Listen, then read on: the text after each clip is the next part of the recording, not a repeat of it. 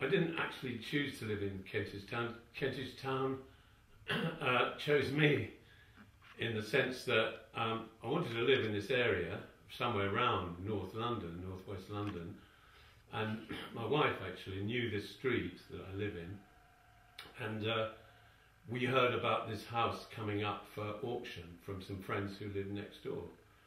And at the time, which was the mid-80s, late 80s, getting a house in auction was the only way we would have been able to afford to get somewhere around here. It also had a sitting tenant in, Fred, who was a bit of a local legend actually, a very interesting man. Somebody ought to write a book about him. And he lived with us for 10 years.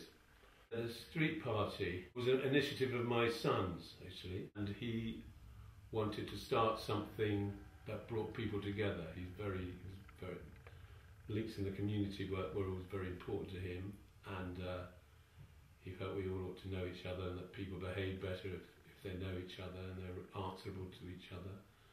So he went round knocking on all the doors in the street, asked people what they thought about it, asked for support, and we helped him organise the first one, and then we took it on because he went to university. So we organised the first 2 or 3 or 4, I can't remember. And it's a very nice feeling knowing the people in your street. So the upshot is that people in the street know each other, and you know where people live, and it's a very nice feeling knowing the people in your street. I'd like to see less of these chain shops coming up in Kentish Town. I'm very depressed at the way your Tesco and your Pret-a-Manger and your Sainsbury's and the rest of them are all. There's another one that, they're all, these coffee shops are taking over from the local shops, and people are being forced out by the rents.